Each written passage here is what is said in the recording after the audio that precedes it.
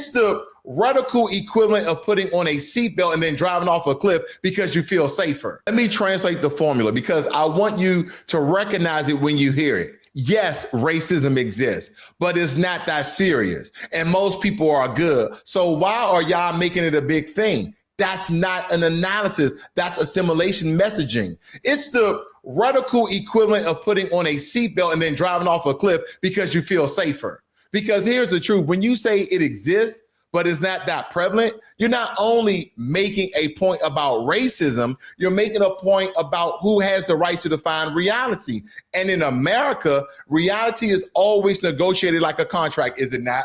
If you're powerful, your experience becomes common sense. If you're not powerful, your experience becomes complaining. It allows people to skip the part where America has historically decided that your skin color defines your character. And that is the trick. Because if America truly judged by character, then the story of this country will read like some people did some bad things, but the real story is the system assigned groups as a moral ranking and enforced it through law, policy, violence, and economics. In the United States of America, race wasn't just prejudice. Race was infrastructure. It was baked into who can belong, who can own, who can vote, where you can live, what schools your kids can go to, how policing treats your neighborhood, how banks price your risk, how employers interpret your resume, how juries interpret your tone, and how the media frames your humanity. So when someone says most people judge by character,